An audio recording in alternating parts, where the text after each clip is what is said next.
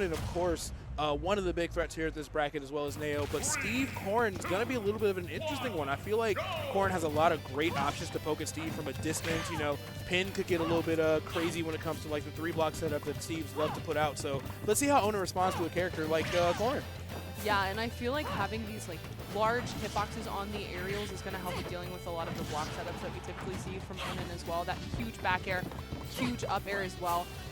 It's going to be a little bit harder for Onin to run away, and we're definitely seeing that getting into this set already at 85% on Onin.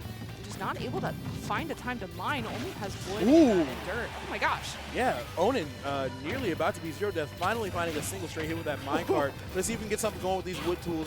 Steve does get a ton of options out of there, but doesn't matter. Nao cleaning up that first stock with that back air, putting on some fantastic pressure and starting off this next combo right as well.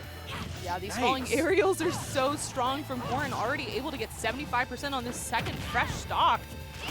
Right, using the down air, but Onin ready for it, able to get the parry and get a little bit of damage, but only has wood tools, so it's not going to be a ton.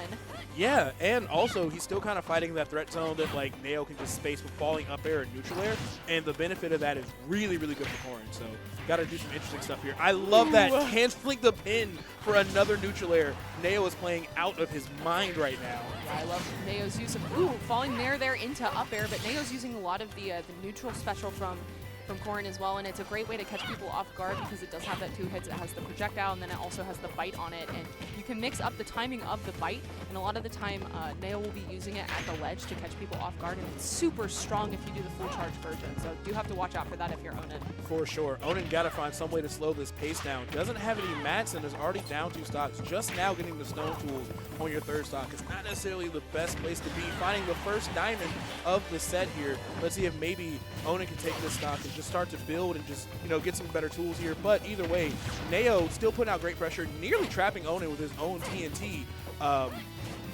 Really just playing the solid, and of course that falling neutral air is a huge combo starter for Nao, so Onin's got to be so careful being below Nao.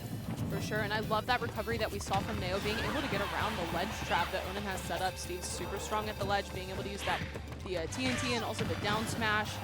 Often sets up that anvil as well, and just super strong kill moves once he has diamond online, but not able to match out of that minecart and just going straight to hell. Nao fell asleep in the Uber. We've all been there. Like, we not at my house yet. Like, I've been there. That's always the most awkward thing ever, when they have to wake you up, too. Back when I was Ubering, I had to wake people up like, excuse me, ma'am, can you leave? It was so unfun. But okay, using the minecart to get back on stage here and just retreating to the platform, but it's not a safe space from Nao. Ooh, love that use of the falling up air there. The down smash, not a move that you typically see from Corrin, but able to use it to take that last stock, and a swift 2-0 there from Nao. Corrin down smash is one of those moves where like it's kind of not good, but the thing that makes it good is that you never see it. You never plan for it. The ultimate mix-up of using my one bad move. Exactly. But yeah, Nao plays that really, really solid. I'm not necessarily sure how Steve gets in, because I think if Nao's committed to just doing those retreating neutral airs and cutting off that space, that means that you're going to be beating out forward air, you're going to be clinking with or even beating out minecart entirely. So Onin kind of has to be like, all right, let me play a more grounded game, run up and try to focus on grabs. But then Corrin's never really on the ground without a big hitbox around her, so it's definitely going to be a tough one. Yeah, I think dealing with the falling aerials is going to be a little bit easier at kill percent because you're able to use that up smash out of shield. But a lot of the time, Nao's just able to find that nair that he's looking for, and it's just so much damage that comes off of that. All right, I like the battlefield pick, giving themselves a platform to kind of hang out under. TNT kind of forcing Onin out of the corner for a moment there. Nao was like, you can put a bomb here, that's fine. I think having space will be beneficial for Onin, but the struggle with Town and City is that you have those shorter blast zones, and Corrin just has so many ways to kill you off the side. So I think a pick like Battlefield makes a lot of sense, especially having that top platform to retreat to. But right now, Onin kind of in the driver's seat here, able to get 75%. Oh my gosh, blowing himself up. You got it. Yeah, right. Yeah, Onin with just no fear here, but should be fearing that up air. It is such a huge tool. Honestly, the hitbox on it might be big enough to contest or trade with Anvil, and that could be massive because, of course, Anvil is such a great way for Steve to land, but it doesn't really get challenged that often, and I can see this getting disastrous. That was so funny. Onin was so unbothered, just continued to mine when there's a Corrin in his face trying to hit him with an aerial, but just continues to try to get these resources because that's going to be the name of the game for Steve, is just getting as much of the diamond and the gold as you can. Yeah, and we saw in the last game, not focusing on mats, Onin kind of got like overran a little bit, then had to play catch up, starting the third stock off with no diamond, no gold, no nothing. So definitely going to play a slower paced match and at least start getting those resources built up. But the pin and the flip kick after are going to give Nao the first stock here. Grab is a strong move for Steve. You're able to get a lot of percent. But speaking of a lot of percent, 50 off of just that one interaction, and it keeps going. But if you do whiff that grab as Steve, it is pretty easy to punish. And we saw that with the pin. All right, yeah. Nao didn't have a jump. What? Oh! Hello? I think the anvil stalled for like 1 second on the platform below it and reactivated itself. That was crazy. Great play from Onin. But still, Nao's combo game is nothing to be slept on. That pin confirmed starter he had was like insane. So, ooh, Steve just barely living. That's actually the first person I've seen all weekend survive Nao's neutral air in the back air. For sure. Yeah, super consistent with that kill confirm. You have to be careful when Nao is using the back towards you at the ledge, because it can go for that nair into back air or just get the back air raw there, and Onin not going to be able to recover back to the ledge. So yeah, we're in the same spot now. Onin on their last stock does have gold tools. We do see a huge combo here. Potentially can see a comeback, especially if we can get an edge guard, but not a whole lot of materials, not even a whole lot of iron from minecart. So Nao can just kind of keep going in and putting that pressure on and just overwhelming Onin. And I do really like the recoveries that we're seeing from Nao as well, consistently recovering high to the ledge, because recognizing that Onin will have time to set up those blocks with the slower recovery. Oh my gosh, still living at 109 there, but it looked close. That was insane. Excellent DI from Nao. That would have caught most people, myself included, way off guard there. But yeah, Nao's still in a really good spot, only at 109. Onin finally getting their hands on a diamond. Could be a big disaster if they're able to take the stock off Nao, but Nao is just really just cutting off so much space with these aerials. I don't really know what Steve should be focusing on here. Ooh, okay, tries to go for the F smash there, trying to catch Nao going back towards center stage, but not able to find it, using this back air on Nao's shield, but does have the wall to back him up, but it's not going to matter with that up smash. And now, last stock on this game too, Onin at 103, but especially with these diamond tools, Steve is just so good at racking up percent, but you have to get on stage first. You have to get back on stage. I think a big thing here too is like, all right, you know Steve has diamond, he's way down at percent, getting back air, now he's dead. But even in that position where like Steve can start to build the comeback and like put the walls up, Nao's poking through the walls with back air, so we can see that being a huge problem too. F smash probably goes through it as well. So Onin's not able to like slow that pace down because Corrin's hitboxes just like interrupt all of the camping.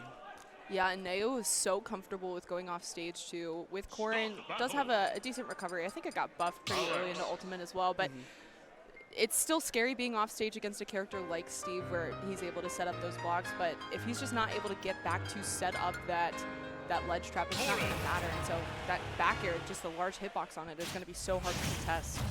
Yeah, and I see some people out here just really excited for this match. Somebody even throwing the one more chant out for Nao here. Really wants the Nao dub. This is, of course, not just any old match. This is a top 8 qualifier. This is a huge match for these players. There's so many incredible players here. You definitely want to submit yourself in that top 8. Let's see if Onin can make something shake. I love that. Canceling with the dirt block to continue the combo. That was so sick from Onin. Great. I think somebody's getting timed out on the other stream. The entire venue is screaming out some numbers. Something insane must be happening, but so is this turnaround for Onin at 0% so far against Nao. Totally starting to figure things out. Let's see if Nao can get a nice combo with these neutral layers or something, but Onin is just really adapted well, taking the first stock with a minecart and really fighting back. Yeah, I love that coverage there, using the anvil on the platform, making it so it's going to be a lot harder for Nao to jump up there and contest against him. Even with that large hitbox of the up air, there's that fair. That's a good combo starter for Corrin, able to use this multi-jab to send Onin off stage, trying to catch with the back air or a falling up air, but not able to find it. Oh, and almost gets the F smash there, but Onin able to interrupt it. Yeah, good stuff there for sure. Nao, however, no slouch, going to throw that back air out. That is such a good tool for stopping minecart and stopping the way that Steve wants to make it back to the stage. So very important edge guard. Still way down a percent here. Onin getting the footstool, not pulling the trigger on the anvil, but just needs one confirm to get that stock lead. Still on wood tools, however, so this might be a little bit easier for Nao. Not necessarily in as much danger as far as the knockback goes here. Right, just choosing to air dodge back to the ledge there instead of trying to continue looking for hits against Onin, and shields that the up smash, able to find a punish with the neutral beat from Corrin as well. And just so consistent at finding Onin on those blocks right above the ledge and just finding the back air to take those stocks. And now this is Neo's game. Yeah, fully Neo's game to win. And we're seeing the falling up air confirms.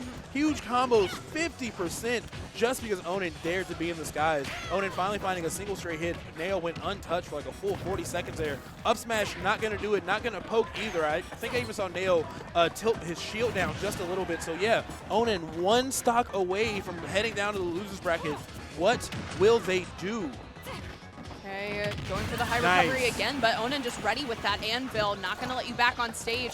Onin at 57%, but able to use that minecart, and this is going to be big damage.